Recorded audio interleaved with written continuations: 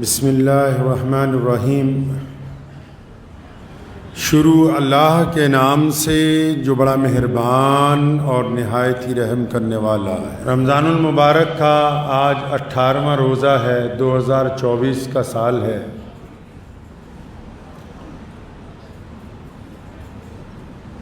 یہ جو 18واں روزہ ہے، اس سے بالکل ایک دن قبل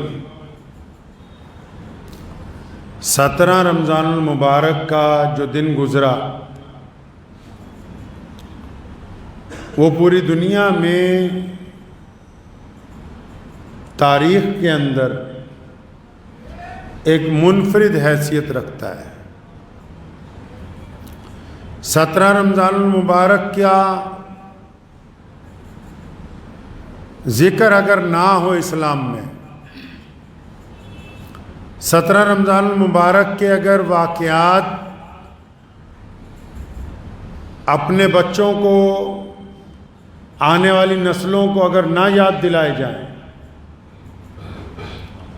17 رمضان المبارک کو پیارے نبی حضرت محمد رسول اللہ صلی اللہ تعالی علیہ وسلم نے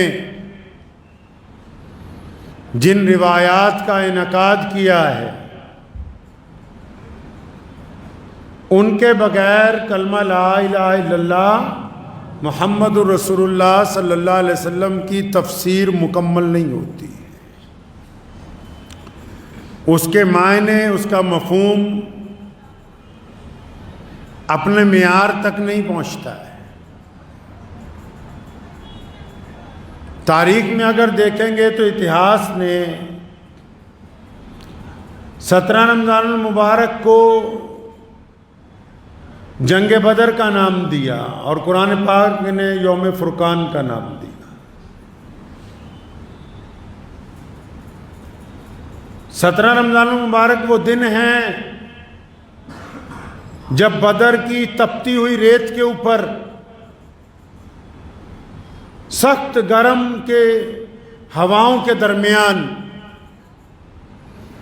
ہمارے پیارے نبی حضرت محمد رسول اللہ صلی اللہ تعالیٰ علیہ وسلم نے کفر کے ساتھ اسلام کی پہلی جنگ جو ہے وہ لڑی۔ جنگ بدر کے جو واقعات ہیں، جنگ بدر کی جو تاریخ ہے،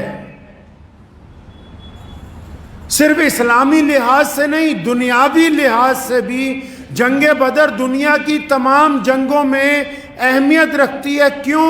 کیونکہ محمد رسول اللہ کے آنے سے پہلے جنگوں کے اندر صرف یہی قانون تھا کہ جو زیادہ تعداد میں لوگ ہیں، جو زیادہ طاقتور ہیں، جن کے پاس اسلحہ زیادہ ہے، جن کے پاس لوگ زیادہ ہیں، جن کے پاس ساز و سامان زیادہ ہے، جن کی حکومت زیادہ بڑی ہے، وہ غریب کے اوپر غلبہ کریں گے، وہ غریب کے اوپر فتح حاصل کریں گے، وہ کم لوگوں کو مار مٹا کے اپنی فتح کا جشن منائیں گے۔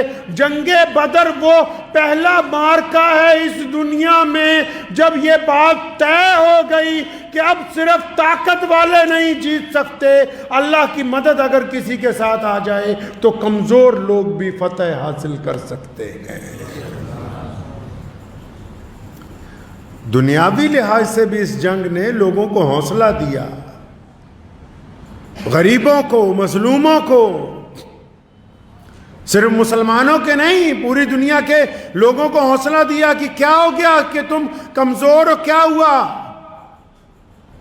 ہمارے ملک کی اگر آپ جنگ آزادی کو دیکھیں گے، بھارت کے سوتنترتا سنگرام کو دیکھیں گے، تو جن لوگوں نے آزادی کی لڑائی لڑی وہ کمزور تھے، ان کے پاس بہت زیادہ طاقت نہیں تھی، انگریز زیادہ طاقتور تھا۔ لیکن جنگ بدر کا جو فلسفہ اللہ تبارک و تعالیٰ نے اہل ایمان کو دیا، انہوں نے اسی فلسفے کو استعمال میں رکھا اور اس بات کو اندر یقین کامل رہا کہ طاقت سے کچھ نہیں ہوتا، کرنے والی ذات جو ہے وہ رب کریم کی ذات ہے۔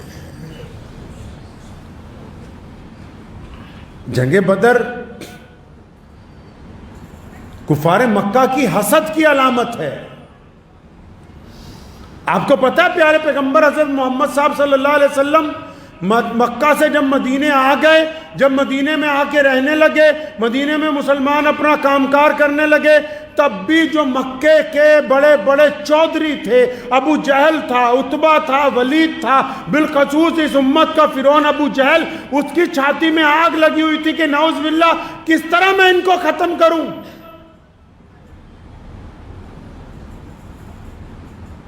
اس حسد کی وجہ سے جب بدر کا دن قریب آیا، پیارے محمد صلی اللہ علیہ وسلم ابو سفیان اور اس کے ایک قبیلے کو جب پکڑنے کے لیے گئے، وہ تو بچ کے نکل گیا، لیکن جب ابو جہل کو پتہ لگا نا تو 1000 لوگوں کو اس نے تیار کیا تھا۔ 1000 کی تعداد آج بھی بہت زیادہ ہوتی ہے۔ اس دور میں 1000 جنگجو تیار کیے اور ان کو اچھا ساز و سامان دیا، گھوڑے دیے، اور بالکل ساتھ میں سارے قبیلے والے تیار کیے۔ بھئی کیا بات ہے، کہاں جانا ہے؟ کہ وہ جو مدینے میں غریب مسلمان رہتے ہیں اور وہ جو محمد رسول اللہ صلی اللہ علیہ وسلم مدینے سے رہ کے پوری دنیا کے لوگوں کو برابری کا سبق دیتے ہیں، وہ جو پوری کائنات کے اندر اپنی محبتیں پھیلا رہے ہیں، نعوذ باللہ ان کو روکنا ہے۔ بتھیرے لوگوں نے سمجھایا کہ ابو جہل وہ تو یہاں سے 500 میل دور ہیں، 400 میل دور ہیں، اور اب تو ان کا مکے سے کوئی تعلق نہیں رہا، مکے کو چھوڑ کے چلے گئے، کیا ضرورت ہے؟ اب کہنا نہیں نہیں، ہمارے پاس پاور جو ہے، طاقتور انسان جب طاقت میں ہوتا ہے تو پھر وہ اس آنے والے وقت کو بھول جاتا ہے جب طاقت ختم ہو جائے گی ایک دن۔ تو ابو جہل کہنے لگا نہیں، ہمارے پاس تو طاقت ہی بہت ہے۔ کتنے لوگ تیار کیے؟ 1000 کا لشکر، ساز و سامان، اچھے ہتھیار، اور ادھر مدینہ منورہ میں کیا ہے جی؟ پہلی بات تو نفری کی کمی ہے۔ اعلان ہو گیا، کتنے لوگ آئے بھائی؟ کتنی تعداد کل نکلی دنیا میں مسلمانوں کی؟ 313 افراد، اور 313 افراد کو جب اکٹھا کیا کہ بھائی کوئی ساز و سامان ہے، تو 313 میں سے 350 نہتے، سواریاں ہیں تو سواریاں بھی نہیں، 10-12 سواریاں، 10-12-13 تلواریں، اور اس کے علاوہ کوئی ساز و سامان ہی ہے نہیں۔ اور ٹکرانا کس سے ہے؟ اس وقت کی سپر پاور کے ساتھ، اس وقت کی سپر پاور کے ساتھ۔ لکھا ہے مفسرین نے، سیدنا سعد بن ابی وقاص رضی اللہ تعالیٰ عنہ اس وقت جوان تھے، تو ان کے بھائی حضرت عمیر بن ابی وقاص رضی اللہ تعالیٰ عنہ کی عمر 15-16 سال تھی، جب پیارے پیغمبر علیہ السلام نے فرمایا نا کون کون چلے گا بھائی ہمارے ساتھ؟ جانا کہاں ہے بھائی؟ جنگ کی بھٹی میں۔ حضرت سعد بن وقاص تیار ہو گئے تو ان کا بھائی وہ بھی کھڑا ہو گیا، یا رسول اللہ میں بھی جاؤں گا۔ نبی علیہ السلام نے فرمایا نہیں نہیں، آپ تو چھوٹے ہو، آپ کی عمر کم ہے، بچے نہیں جا سکتے۔ قربان جاؤں، عمیر بن ابی وقاص نے کہا کہ یا رسول اللہ میں عمر میں ضرور کم ہوں لیکن طاقت میں اپنے بھائی سے زیادہ ہوں۔ تو نبی علیہ السلام مسکرانے لگے، فرمایا پھر کیا کرنا، کیا چاہتے کیا ہو؟ سنیں آج کے نوجوان بھی، بچے بھی، آج کے بچے کو اگر کوئی ماں باپ کام کہہ دیں تو موبائل نہیں چھوڑے گا، گھومنے کی بات کہیں تو پہلے دروازے پر کھڑا ہوگا۔ آج کے بچے کو اگر آپ مشقت کا کام بتا دیں، بچے ان کی جو سمجھدار ہیں ان کی بات کر رہا ہوں، اگر ان کو کوئی مشقت کا کام بتا دیں کہ بچے فلاں کام گھر کا کر دو، مسجد کا کر دو، تو جان نکل جائے گی کہ نہیں نہیں میں بیمار ہوں، میرے سے اٹھے گا نہیں۔ اور یہ عمیر بن وقاص کہاں جانے کی بات کر رہے ہیں جی؟ جانے کی بات کہاں کر رہے ہیں؟ کہیں پکنک پہ نہیں جانا ہے، گھومنے نہیں جانا ہے، کہیں کسی آئس کریم پارلر پہ نہیں جا رہے، کہیں پہاڑوں میں نہیں جا رہے گھومنے کے لیے۔ جانا کہاں ہے؟ جانا جنگ کی بھٹی میں ہے. کسی نے کہا عمیر وہاں گردن اتر سکتی ہے, تو فرمایا کون کہتا ہے کہ عمیر گردن اتروانے کے لیے تیار نہیں ہے؟ ہم تو محمد رسول اللہ صلی اللہ علیہ وسلم کے لیے اپنی جان سے گزرنے کے لیے تیار ہے. تو نبی علیہ الصلوۃ والسلام نے فرمایا عمیر پھر کرنا کیا ہے؟ یا رسول اللہ میں تو طاقت میں اپنے بھائی سے زیادہ ہوں نا, تو ہم دونوں کا مقابلہ کروائیے. تو دونوں کا مقابلہ ہوا تو سیدنا عمیر بن ابی وقاص نے سعد بن ابی وقاص کے کان میں کہا کہ میرے بڑے بھائی دیکھو, رسول اللہ اگر کسی کو اجازت دے دیتے ہیں اس کی تو کبھی کینسل نہیں ہوتی. آپ کو تو اجازت مل چکی ہے اور آپ مجھ سے زیادہ طاقتور ہیں, آپ مجھ سے زیادہ بڑے ہیں. اگر آپ گر جائیں تو مجھے بھی آپ کے ساتھ جانے کی اجازت مل جائے گی. یہ جذبہ ہے بدر کا. پیارے نبی حضرت محمد رسول اللہ صلی اللہ تعالی علیہ وسلم نے ان کو بھی اجازت دے دی. جب انہوں نے اپنے بڑے بھائی کو گرایا کشتی میں, فرمایا چلو کوئی بات نہیں, دونوں چلے جانا. بدر کی طرف جا رہے ہیں, 2 4 5 سواریاں گنتی کی, ان میں بھی گنتی کے لوگ اور ساز و سامان کچھ بھی نہیں ہے. جب بدر میں پہنچے, ابو جہل لشکر لے کے پہلے پہنچ گیا, اور ابو جہل نے وہ جگہ پسند کی اپنے کے لیے جہاں بہترین مٹی تھی, اونچی جگہ تھی, تو وہ جگہ اپنے لیے پسند کی. ناچنے گانے والیاں بھی ساتھ میں آئیں, ناچنے والیاں بھی ساتھ میں, اور جتنے چودھری تھے ان کو کہا روزانہ 1 اونٹ ذبح کرو. مطلب جو ان کے ساتھ فوج آئی ہے اس کو اچھا کھانا روز کھلایا جائے. اور ادھر کیا ہے کھانے کے لیے؟ کھانے کے لیے چند کھجوریں ہیں, اور جن کو کھجوریں نہیں ملتی وہ کھجور کی گٹلیاں چوس کر اللہ کے نام پر صبر کر لیتے ہیں. دونوں کی فوج کی حالت اگر کوئی دیکھتا تو یہ کہتا کہ یہ تو خودکشی کرنے کے لیے آئے, یہ جنگ لڑنے کے لیے نہیں آئے. پیارے پیغمبر حضرت محمد رسول اللہ جب پہنچے, ریت تپ رہی تھی. آج بھی اگر آپ بدر کے میدان میں جائیں گے, مدینہ المنورہ سے تقریباً 200 میل پر ہے بدر کا میدان. آج بھی اگر آپ جائیں گے, میں دعوے سے کہتا ہوں کہ جن دنوں میں جنگ بدر لڑی گئی, جس گرمی کی شدت کے اندر, آج اگر صرف آپ دیکھنے کے لیے جائیں تو اس گرمی کی شدت میں 10-15 منٹ سے زیادہ اس ریت پر کھڑے نہیں ہو سکتے آپ. اور یہ کس لیے گئے ہیں؟ بدر میں گئے کیوں ہیں؟ جانے کا مقصد کیا ہے؟ کیا کوئی سلطنت بنانی ہے؟ کیا کسی ریاست کا قیام کرنا ہے؟ کوئی محل تعمیر کرنے؟ کوئی بڑی بڑی حکومتیں بنانی ہے؟ کوئی ساز و سامان چاہیے؟ یہ 313 صحابہ کرام رضی اللہ تعالیٰ عنہ کو لے کے پیارے پیغمبر محمد رسول اللہ بدر کے میدان میں اس لیے نکلے ہیں کہ آج اگر ہم بدر میں نہیں گئے, آج اگر دشمن کے آگے گردن جھک گئی, تو قیامت تک آنے والے مظلوم لوگ, قیامت تک پیدا ہونے والے غریب لوگ, قیامت تک پیدا ہونے والے عام لوگ, یہ ہمیشہ ظالم کے آگے گردن جھکاتے ہی رہیں گے. گردن اٹھانے کا رواج ختم ہو جائے گا. اس لیے گئے بدر کے میدان میں کہ بات طے ہو جائے, قیامت تک لوگوں کو یہ پیغام پہنچ جائے کہ ظلم اور حق اور انصاف میں تمیز کرنا انسانوں کی ذمہ داری ہے. پیارے پیغمبر جب بدر میں پہنچے, 313 صحابہ ہیں. کون 313؟ جوان بھی ہیں, بوڑھے بھی ہیں, اور چند بچے بھی ضد کر کے ساتھ میں آ گئے ہیں. بچوں کے لیے بڑے صحابہ کی ڈیوٹی لگائی گئی ہے, ان کا خیال رکھنا.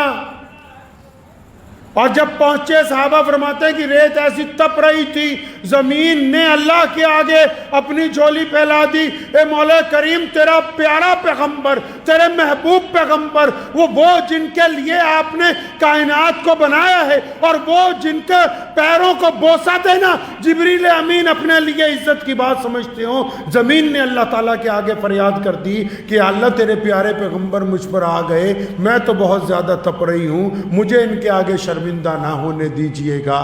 اتنی زبردست بارش ہوئی، اتنی بارش ہوئی کہ جہاں ابو جہل تھا وہ مٹی دلدل بن گئی. جس زمین پر پیارے پیغمبر صلی اللہ علیہ وسلم پہنچے تھے اس زمین کی ریت پتھر میں تبدیل ہو کے سارے کے سارے تیلاب جو ہیں وہ پانیوں سے بھر گئے. اس رات کو دو دشمن چھپ کے پانی پینے کے لیے آئے مسلمانوں کے کیمپ میں. یہ واقعہ اس لیے سنا رہا ہوں کہ پیارے پیغمبر صلی اللہ علیہ وسلم نے اصول طے کیے ہیں، انسانیت کے، زندگی کے اصول طے کیے ہیں.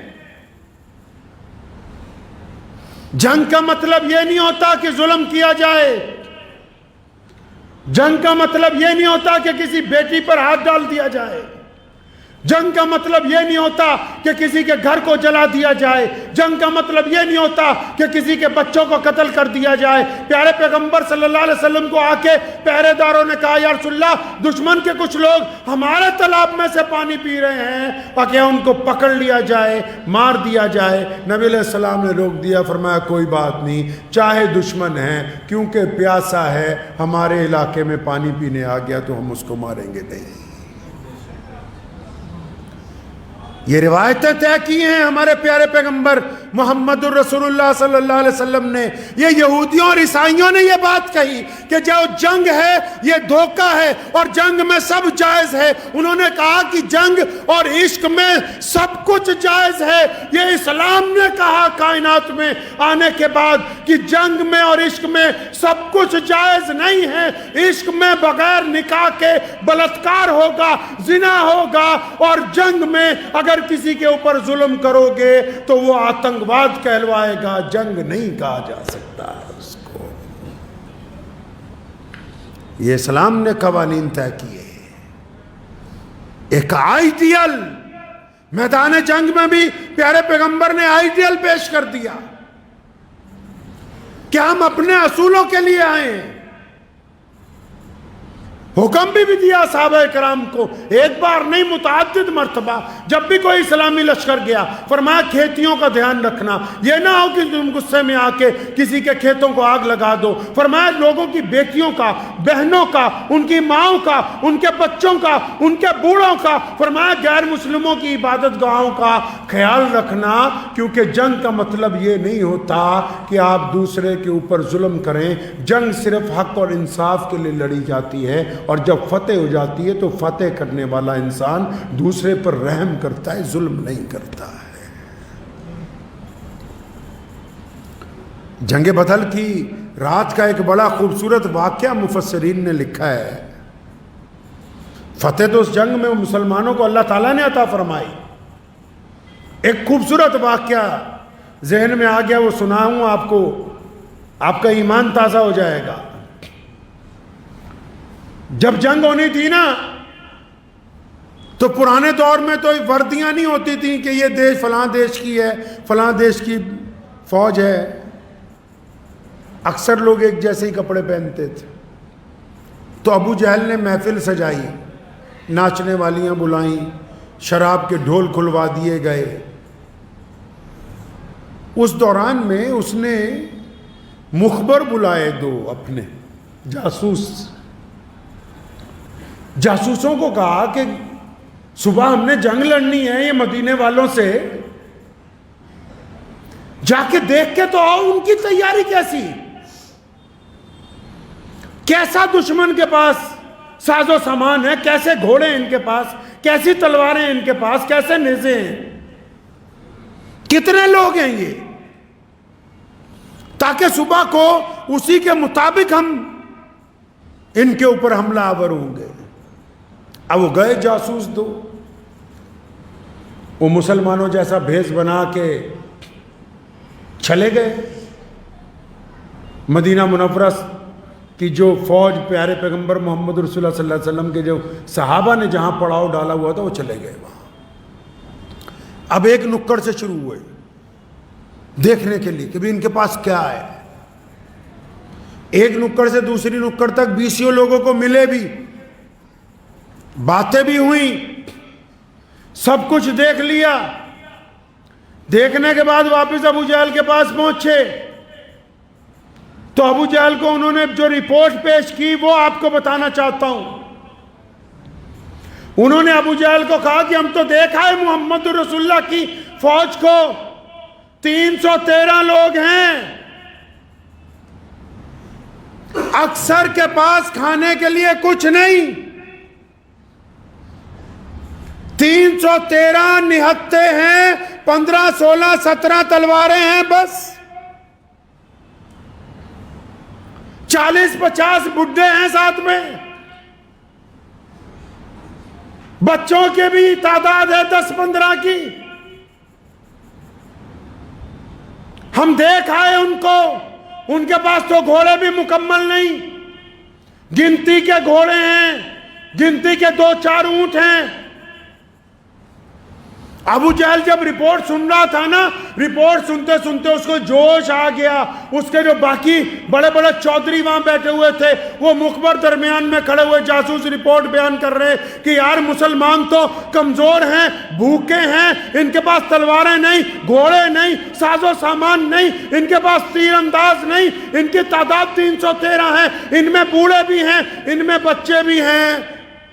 ابو جہل کو اتنا جوش آیا, اٹھ کے کھڑا ہو گیا اور اپنے جاننے والوں کو, اپنے جرنیلوں کو کہنے لگا وہ تیاری کر لو, صبح جنگ نہیں ہوگی, بس ان کو پکڑنا ہے, ان کے ہاتھ پیر باندھنے ہیں اور ان کو اونٹوں پر لادنا ہے اور مکے لے جا کے پھر منڈی میں ان کا قتل کریں گے. اس لیے جب ان کے پاس ہے ہی کچھ نہیں, یہ میری طاقتور فوج کا مقابلہ کر ہی نہیں سکتے, تیاری کر لو, رسیاں تیار کرو, ہم صبح کو ان کو باندھیں گے. جب ابو جہل نے غرور کے ساتھ, تکبر کے ساتھ یہ بات کہی تو پھر جاسوس دوبارہ بولا, کہنے لگا اے سردار مکہ, تو ہماری بات پوری تو سن لے, ہماری پوری بات ابھی تو نے سنی نہیں, اپنا فیصلہ دیا. ابو جہل کہنے لگا اچھا کیا کچھ اور بھی کمیاں باقی ہیں؟ پھر اس جاسوس نے ایک بات کہی, کہنے لگا ہاں تم نے ہماری پوری رپورٹ سنی تو نہیں, وہ 313 ہیں, وہ بھوکے ہیں, تلواریں نہیں ہیں, نیزے نہیں ہیں, تیر انداز نہیں ہیں, گھوڑے کم ہیں, ان کے پاس اونٹ کم ہیں, ان کے پاس ساز و سامان کم ہیں, ان کے ساتھ بوڑھے ہیں, ان کے ساتھ بچے ہیں. لیکن ابو جہل ہم ان میں سے جس کو ملے ہیں, جس کو ملے ہیں, بچوں سے ملے, بوڑھوں سے ملے, نوجوانوں سے ملے, سب نے ایک ہی بات کہی ہے, یا تو مر جائیں گے محمد رسول اللہ کے لیے یا فتح حاصل کریں گے. ابو جہل ہمارا تجربہ یہ کہتا ہے کہ جو لوگ مرنے کے لیے اپنے رب رسول کے لیے آئے ہوں, دنیا کی کوئی طاقت ان پر فتح حاصل نہیں کر سکتی.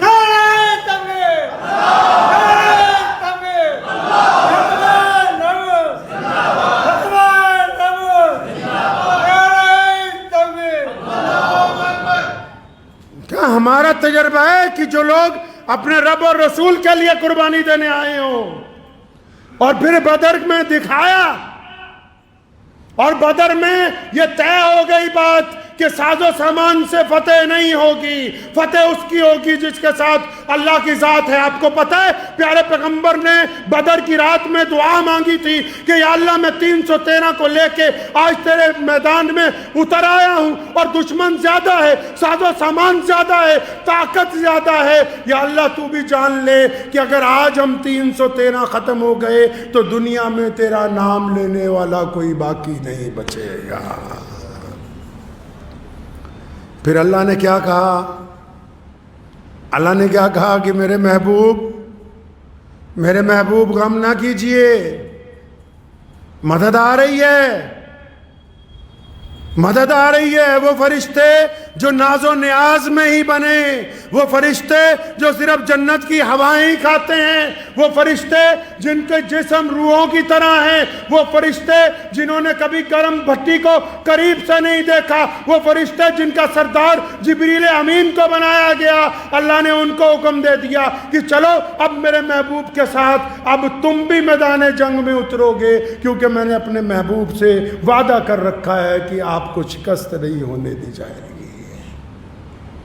اب سنو مسلمانوں، فرشتوں کو بھی ایک سائڈ پہ کر دو، فرشتوں کو بھی کرو ایک سائڈ پہ۔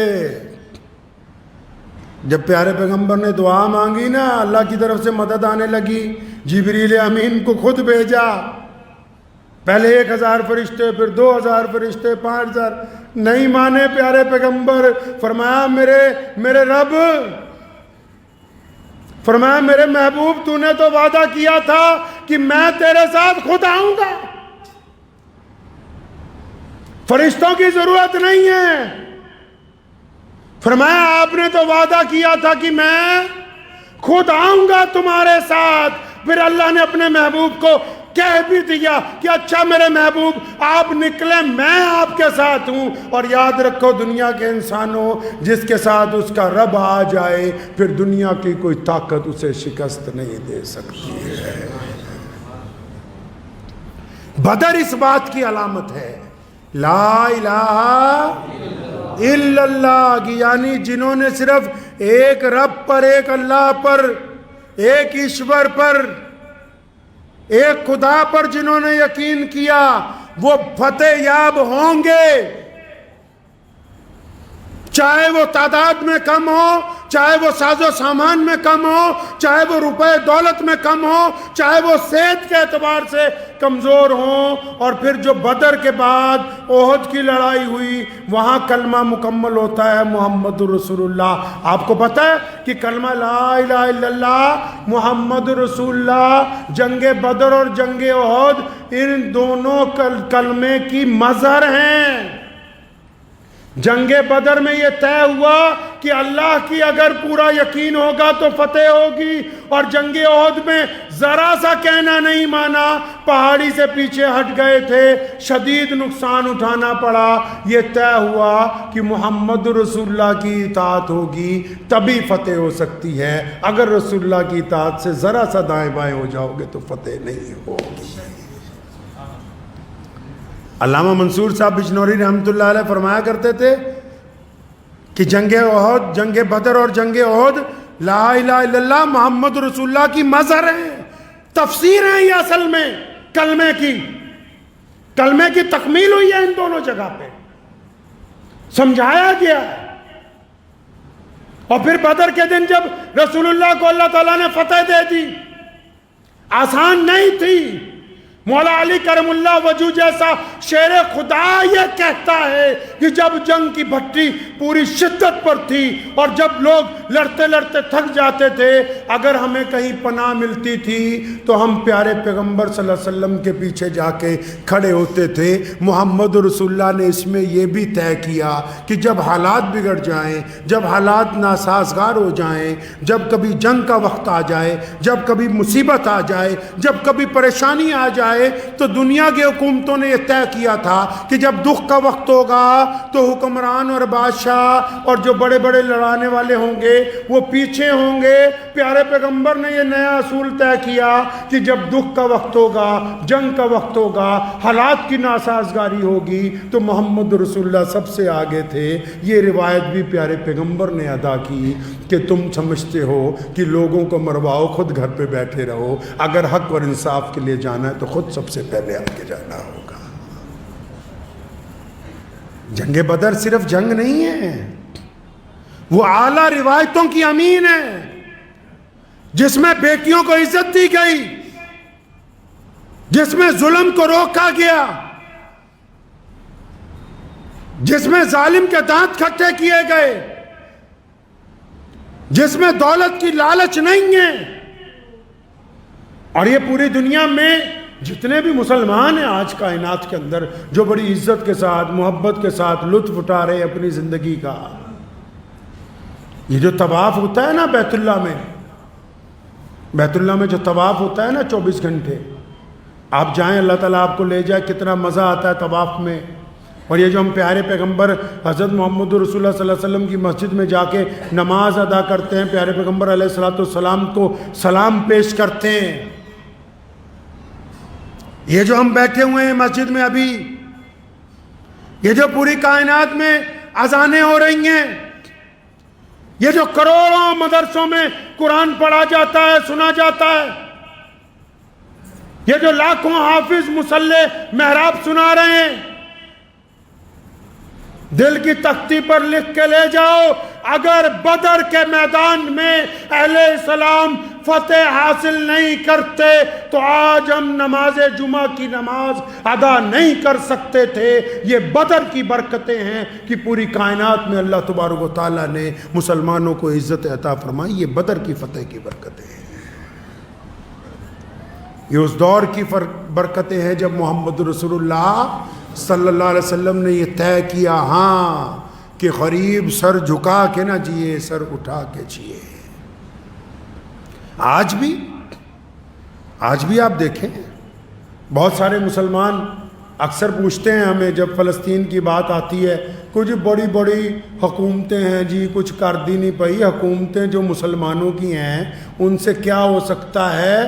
مزہ تو ادھر آ کر دیکھو غزہ میں کہ جہاں بدری صحابہ رضی اللہ تعالیٰ اجمعین کی روحانی اولادیں چند ساز و سامان کے ساتھ پیدل چلتے ہوئے آج بھی ابو جہل کی فوج کے دانت کھٹے کر رہے ہیں، جنہوں نے آج بھی دشمن کو یہ بتا دیا کہ 24 گھنٹے میں کسی کو ہلاک نہیں کیا جا سکتا، جن کے ساتھ اللہ کی مدد ہو ان کے حرم کے اندر داخل نہیں ہوا جا سکتا۔ تو بات تو صرف کل بھی ان کی تھی جو اللہ کو مانتے تھے، آج بھی انہی کی بنی ہوئی ہے جو اللہ اور اس کے رسول کی مانتے ہیں۔ بات صرف یہی ہے کہ آپ کا عقیدہ کیا ہے۔ دیکھیے جب بدر میں فتح ہوئی، جب دنیا میں کہیں بھی فتح ہوتی ہے نا، اب دیکھیے کئی ملکوں کو جب فتح کیا، ظلم ہوتا ہے تو لوگ چپ رہتے۔ رسول اللہ صلی اللہ علیہ وسلم نے اسلام کی فتح میں اور ظالم کی فتح میں کیا فرق آیا؟ جب رسول اللہ کو فتح ہوئی، لوگ فتح کے بعد نعوذ باللہ بری بری گالیاں دیتے ہیں دشمن کو، اپنی انا کہتے ہیں کہ ہم نے جنگ جیت لی، ڈینگے ہانکتے ہیں، بڑی بڑی باتیں زبان سے نکالتے ہیں۔ محمد رسول اللہ کو اللہ نے جب فتح حاصل عطا کی تو کیا کیا؟ اپنے رب کی حضور سجدہ کیا اور تمام صحابہ کو کیا فرمایا ہمارے رب نے ہمیں عزت عطا کی ہے، ہمارے رب نے ہمیں فتح عطا فرمائی ہے۔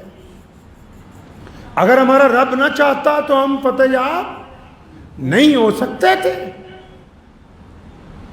آج بھی دنیا کی زندگی دیکھ لو، جن کے پاس پیسہ زیادہ ہے، دولت زیادہ ہے، چال ڈھال دیکھو نا ان کے، جن کو ذرا اچھا بولنا آتا ہے، جن کے پاس علم زیادہ، ذرا چال ڈال دیکھو ان کی، کیا غرور ہے، باتیں دیکھو کیسے بناتے ہیں، کرسی پہ بیٹھ کے پاؤں زمین پہ نہیں ٹکتے ان کے۔ ان کو یہ نہیں پتا، چاہے دنیا میں کوئی بھی بندہ ہو، جن کو باتیں بنانی آ گئی نا، اب ہمارے پاس پیسہ زیادہ ہے جی، ہم فلاں کرسی پہ بیٹھے ہیں، ہم فلاں سیٹھ صاحب ہیں، ہم فلاں ایم پی ہیں، فلاں ہم وزیر بن گئے، ہمارے پاس یہ آ گیا، ہمارے پاس وہ آ گیا۔ اگر محنت کے ذریعے قسمت لکھی جاتی تو محنت سب سے زیادہ مزدور کرتا ہے۔ اگر محنت کے ذریعے دولت ملتی تو محنت تو سب سے زیادہ ریڑھی کھینچنے والا کرتا ہے۔ محنت کے ساتھ ہی اگر دولت ملنی ہوتی تو محنت تو سب سے زیادہ کسان کھیت کے اندر کرتا ہے۔ یہ اللہ تبارک و تعالیٰ کی طرف سے انعام کی بات ہے، قسمت کی بات ہے رب کی طرف سے، تمہارا کوئی کمال نہیں ہے، آپ کا کوئی کمال نہیں اس میں۔ اگر محنت کے بل پر ہوتا تو پھر یہ بڑے بڑے ارب پتی انگوٹھا ٹیکوں کے ملازم نہیں بنتے، بڑے بڑے پڑھے لکھے لوگ۔ ذہن میں اس بات کو کر لیں، اپنی دماغ میں بٹھا لیں کہ فتح بھی اللہ کی طاقت سے، عزت بھی اللہ کی طاقت سے، دولت بھی اللہ کی طاقت سے، حسن بھی اللہ کی طاقت سے، تکلم بھی اللہ کی طاقت سے۔ بندہ اپنے آپ کچھ نہیں کر سکتا۔ بندے کا تو ابھی ایک سانس پھنس جائے تو اوپر کا اوپر نیچے کا نیچے، دنیا کی ساری پاور لگ کے بھی اس سانس کو آگے چلا نہیں سکتی ہے۔ تو رمضان میں یہ بات یاد رکھیں کہ 17 رمضان المبارک کو جنگ بدر ہوئی اور پیارے پیغمبر نے روزہ رکھے۔ آپ میں سے کئی ہوں گے، مجھے پتہ تو نہیں کون سے ہیں، کئی ہوں گے جن کو روزہ نہیں رکھنا بہانہ ہے کہ جی میرا کام بڑا ہیوی ہے، میری بیماری یہ ہے، میری تکلیف یہ ہے، میرا سفر اتنا لمبا ہے۔ وہ روزہ رکھ کے میدان بدر میں اتریں، رمضان میں اتریں، مئی جون کے مہینے میں اتریں، تپتی ہوئی ریت کے اوپر اتریں، بھوکے پیاسے اتریں، اور یہاں کھاتے پیتے ہٹے کٹے لوگوں کو کہ جی مجھے روزہ رکھنا مشکل ہے۔ بات یہ نہیں کہ تو روزہ نہیں رکھنا چاہتا، اللہ تبارک و تعالیٰ جب کسی سے ناراض ہوتا ہے نا، اللہ جب کسی سے ناراض ہوتے ہیں نا تو کیا ہوتا ہے پتہ ہے آپ کو؟ جب کسی سے ناراض ہوتے ہیں ایکسیڈنٹ نہیں ہوتا، جب کسی سے ناراض ہوتے ہیں پیسے نہیں کم ہوتے، جب کسی سے ناراض ہوتے ہیں حسن نہیں جاتا، جب کسی سے ناراض ہوتے ہیں تعلیم کی ڈگری نہیں چھینتے، جب کسی سے ناراض ہوتے ہیں فیکٹری بند نہیں ہوتی۔ کیا ہوتا ہے جب اللہ کسی سے ناراض ہو جائیں سب سے سخت عذاب اس بندے کو دیتے ہیں، اس عورت کو دیتے ہیں۔ کیا دیتے ہیں جی؟ سب سے سخت عذاب کیا ہے؟ اللہ جس بندے سے ناراض ہو جائیں اس سے سجدے کی توفیق چھین لیتے ہیں، اور یہ اللہ کا سب سے سخت عذاب ہے کہ سب کچھ ہوتے ہوئے بھی بندہ اپنے رب کے آگے سجدہ نہ کرنے والا۔ تو دعا کیجئے کہ اللہ تبارک و تعالی ہماری آنے والی نسلوں کو میدان بدر کا فلسفہ ہمیشہ یاد رکھنے کی توفیق عطا فرمائے۔ اور آج کل تو فلسطین میں ماشاءاللہ گزشتہ دنوں ہم لوگوں نے مشورہ کیا آپس میں، ہم لوگ ہر سال دعوتیں کرتے تھے بہت ساری، مسجد میں غیر مسلم دوستوں کو بلاتے تھے، افسران کو بلاتے تھے، الگ الگ لوگوں کو دنیا کی زندگی میں، تاکہ جو طریقہ ہے کہ دوسرے لوگوں کے ساتھ بھی رواداری ہو۔ لیکن اس بار جب بھی دعوت کی بات آتی ہے تو فلسطین کے مظلوم بچے یاد آ جاتے ہیں۔ اتنی غیرت تو ہونی چاہیے یار کہ جس قوم کی ایک طرف بچے، بوڑھے، مسجدیں، عمارتیں زمین دوز ہو گئی ہوں، ان کو شام کو لقمہ کھاتے ہوئے اتنی شرم بھی باقی نہ رہی ہو کہ ہمارے جسم کا ایک حصہ چھلنی ہو گیا ہے۔ پیارے پیغمبر علیہ السلام نے فرمایا نہیں کلو مسلم اخوا، فرمایا سارے ایمان والے تو آپس میں بھائی بھائی ہیں۔ مجھے تو بہت سارے لوگوں کے فون آئے، افطار کی دعوت ہے، ایسے وقت میں افطار کی دعوت ہے جب تمہاری قوم کے بچے ذبح کر دیے گئے ہوں، جب ان کو کھانے کے لیے 2 وقت کی روٹی میسر نہیں ہو۔ میں مانتا ہوں اس بات کو کہ ہم یہاں بیٹھ کے ان کی مدد نہیں کر سکتے، ان کو کچھ بھیج نہیں سکتے، لیکن ہماری غیرت تو کم از کم زندہ رہنی چاہیے۔ اپنی غیرت تو زندہ ہو کہ مر گئی ہے بالکل۔ یہ لقمہ توڑتے ہوئے تو کئی بدبختوں فیس بک پہ چندے مانگ رہے ہیں فلسطین کے لیے۔ بے بدبختوں، کم از کم چندہ مانگتے بھی تمہیں غیرت نہیں آئی؟ اپنی روٹی کیوں نہیں تم نے کاٹ کے ان کو دیتی؟ تم نے اپنی افطاری کیوں نہیں کم کر دی؟ کیوں نہیں یاد آیا تمہیں دسترخوان پر بیٹھتے ہوئے ان مظلوموں کا چہرہ؟ کچھ تو غیرت باقی رکھو مسلمانوں۔ ٹھیک ہے کہ ان کی مدد نہیں کر سکتے، لیکن دل میں ایمان باقی رکھو، غیرت باقی رکھو۔ اگر فلسطین کے شہداء کے درمیان بھی تمہیں دعوتیں سوج رہی ہیں تو ایک دفعہ ضرور بیٹھ کر اپنا ایمان چیک کرو کہ اس میں غیرت باقی ہے یا مر گئی۔ اگر یہ مر گئی ہے تو رب رسول کے نزدیک تم بھی مر گئے ہو، تمہارے جیسے لوگوں کی اللہ اور اس کے رسول کو ضرورت نہیں ہے۔ دعا کیجئے کہ اللہ تبارک و تعالیٰ مجھے بھی اور آپ سب کو بھی اس کے اوپر عمل کی توفیق عطا فرمائے۔ وآخر دعوانا ان الحمدللہ رب العالمین۔